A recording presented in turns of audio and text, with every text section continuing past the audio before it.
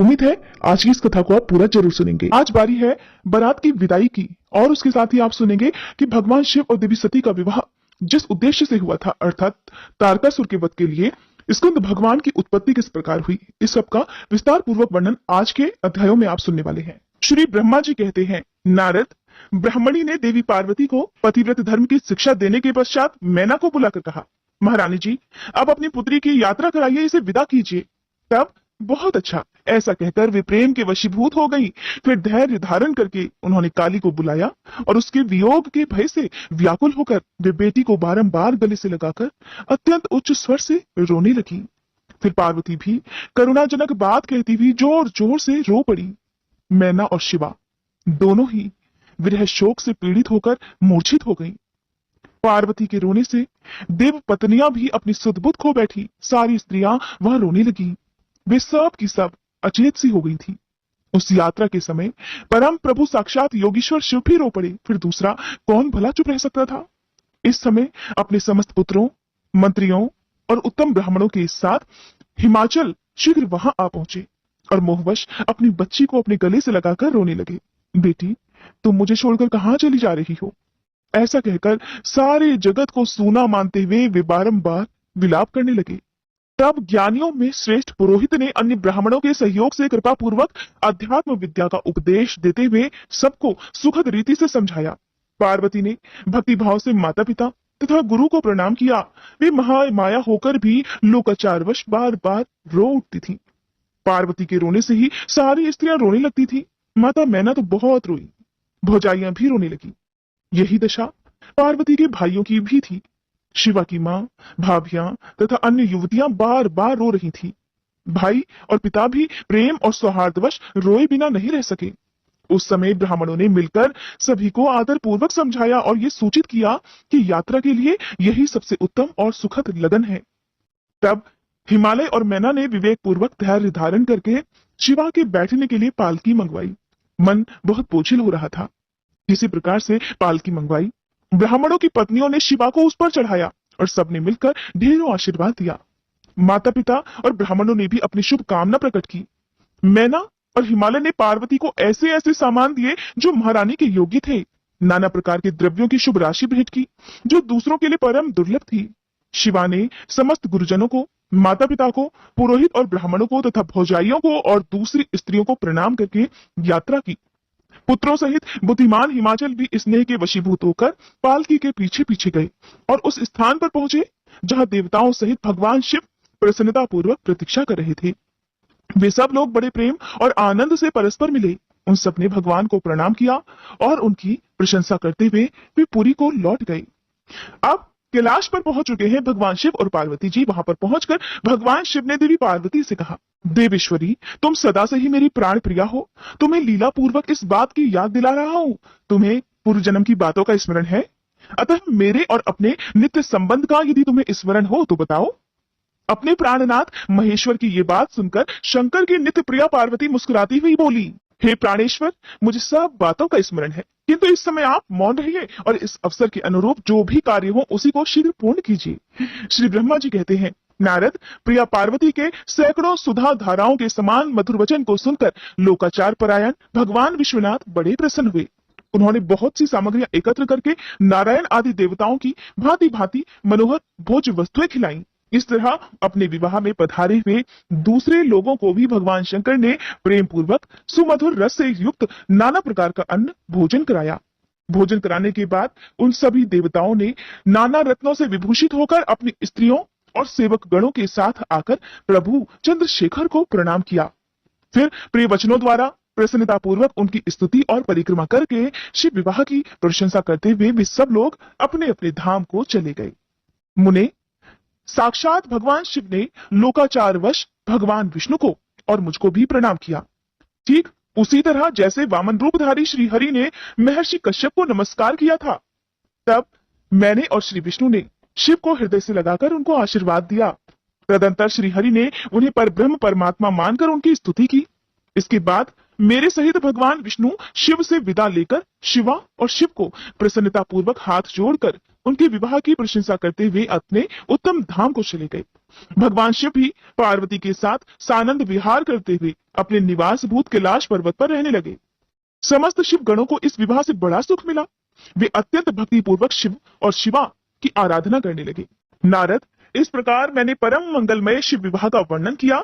ये शोकनाशक, आनंददायक तथा धन और आयु की वृद्धि करने वाला है। जो पुरुष भगवान शिव और शिवा में मन लगाकर पवित्र होकर प्रतिदिन इस प्रसंग को सुनता अथवा नियम पूर्वक दूसरों को सुनाता है, वह शिवलोक को प्राप्त कर लेता है। ये अद्भुत आख्यान कहा गया जो मंगल का आवास स्थान है। ये संपूर्ण विघ्नों को शांत करके समस्त रोगों का नाश करने वाला है। इसके द्वारा स्वर्ग, यश, आयु तथा पुत्र और पौत्रों की प्राप्ति होती है। ये संपूर्ण कामनाओं को पूर्ण करता, इस लोक में भोग देता और परलोक में मोक्ष प्रदान करता है। इस शुभ प्रसंग को सुनने से अपमृत्यु का शमन होता है और परम शांति की प्राप्ति होती है। ये समस्त दुस्वप्नों का नाशक तथा बुद्धि और विवेक आदि का साधक है। अपने शुभ की इच्छा रखने वाले लोगों को शिव संबंधी सभी उत्सवों में प्रसन्नता के साथ प्रयत्न पूर्वक इसका पाठ करना चाहिए।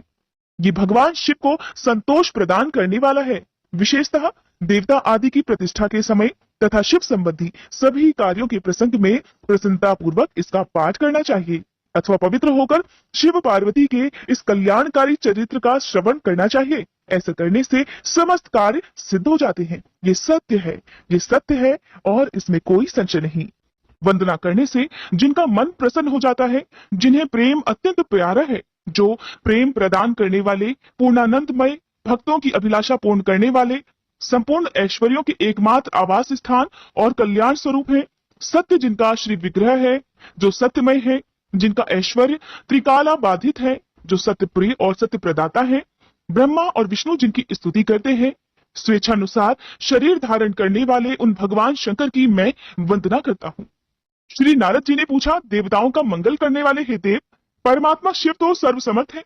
आत्माराम होकर भी उन्होंने जिस पुत्र की उत्पत्ति के लिए पार्वती जी के साथ विवाह किया था, उनके वह पुत्र किस प्रकार उत्पन्न हुआ तथा तारकासुर का वध कैसे हुआ? हे ब्राह्मण, मुझ पर कृपा करके ये सारा वृतांत पूर्ण रूप से वर्णन कीजिए। इसके उत्तर में श्री ब्रह्मा जी ने कथा प्रसंग सुनाकर कुमार के गंगा से उत्पन्न होने तथा कृत्तिका आदि 6 स्त्रियों के द्वारा उनके पाले जाने, उन 6 की संतुष्टि के लिए उनके 6 मुख धारण करने और कृत्तिकाओं के द्वारा पाले जाने के कारण उनका कार्तिकेय नाम होने की बात कही। तदंतर उनके शंकर गिरिजा की सेवा में लाए जाने की कथा भी सुनाई। फिर ब्रह्मा जी ने कहा, भगवान शंकर ने कुमार को गोद में बिठाकर अत्यंत स्नेह किया। नारद, देवताओं ने उन्हें नाना प्रकार के पदार्थ, विद्याएं, शक्ति और अस्त्र शस्त्र आदि प्रदान किए। पार्वती के हृदय में प्रेम समाता नहीं था। उन्होंने हर्ष पूर्वक मुस्कुराकर कुमार को परमोत्तम ऐश्वर्य प्रदान किया, साथ ही चिरंजीवी भी बना दिया। लक्ष्मी ने दिव्य संपत्ति तथा एक विशाल और मनोहर हार अर्पित किया। सावित्री ने प्रसन्न होकर सारी सिद्ध विद्याएं प्रदान की। मुनिश्रेष्ठ, इस प्रकार वहां महोत्सव मनाया गया। सभी के मन प्रसन्न थे। विशेषतः शिव और पार्वती के तो आनंद का पार ही नहीं था। इसी बीच देवताओं ने भगवान शंकर से कहा कि प्रभु, ये तारकासुर कुमार के हाथों ही मारा जाने वाला है, इसीलिए ये उत्तम चरित्र घटित हुआ है। अतः हम लोगों के सुखार्थ उसका काम करने हेतु कुमार को आज्ञा दीजिए। हम लोग आज ही अस्त्र शस्त्र से सुसज्जित होकर तारक को मारने के लिए रण यात्रा करेंगे। श्री ब्रह्मा जी कहते हैं, मुने ये सुनकर भगवान शंकर का हृदय दयार्द हो गया। उन्होंने उनकी प्रार्थना स्वीकार करके उसी समय तारक का वध करने के लिए अपने पुत्र कुमार को देवताओं को सौंप दिया। फिर तो शिव जी की आज्ञा मिल जाने पर ब्रह्मा, विष्णु आदि सभी देवता एकत्र होकर गुह को आगे करके तुरंत ही उस पर्वत से चल दिए। उस समय श्री हरि आदि देवताओं के मन में पूर्ण विश्वास था कि वे अवश्य ही तारक का वध कर डालेंगे। वे भगवान शंकर के तेज से भावित होकर कुमार के सेनापतित्व में तारक का संहार करने के लिए आए।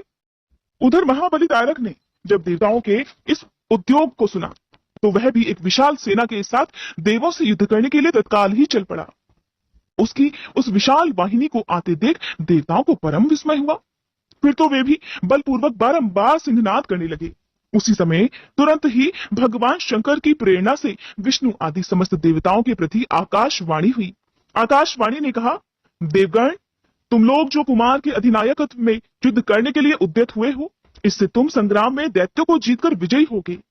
श्री ब्रह्मा जी कहते हैं, मुने उस आकाशवाणी को सुनकर सभी देवताओं का उत्साह और भी बढ़ गया। उनका भय जाता रहा और वे वीरोचित गर्जना करने लगे। उनकी युद्ध कामना बलवती हो उठी और वे सबके सब कुमार को अग्रणी बनाकर बड़ी उतावली के साथ महिसागर संगम को गए। उधर बहुसंख्यक असुरों से घिरा हुआ वह तारक भी बहुत बड़ी सेना के साथ शीघ्र ही वहां आ धमका, जहां वे सभी देवतागण खड़े हुए थे। उस असुर के आगमन काल में प्रलयकालीन मेघों के समान गर्जना करने वाली रणभेरियां तथा अन्यान्य कर्कश शब्द करने वाले रणवाद्य बज रहे थे। उस समय तारकासुर के साथ आने वाले दैत्य ताल ठोकते हुए गर्जना कर रहे थे। उनके पदाघात से पृथ्वी कांप उठती थी। उस अत्यंत भयंकर कोलाहल को सुनकर भी सभी देवता निर्भय ही बने रहे। वे एक साथ मिलकर तारकासुर से लोहा लेने के लिए डटकर खड़े हो गए। उस समय देवराज इंद्र कुमार को गजराज पर बिठाकर सबसे आगे खड़े हो गए। वे लोकपालों से घिरे हुए थे और उनके साथ देवताओं की महती सेना थी। फिर कुमार ने उस गजराज को तो महेंद्र को दे ही दिया और वे स्वयं एक ऐसे विमान पर आरूढ़ हो गए जो परमाश्चर्यजनक तथा नाना प्रकार के रत्नों से सुशोभित था। स्कंद कुमार के उस विमान पर आरूढ़ होने के बाद जो कुछ भी हुआ, भक्तजनों उसका वृत्तांत आप इससे आगे की कथा अगले भाग में सुनिएगा। भाग नंबर 25 कल सुबह 6 बजे अपलोड हो जाएगा। और दोस्तों वीडियो को सपोर्ट करना, लाइक, शेयर और सब्सक्राइब करना प्लीज दोस्तों।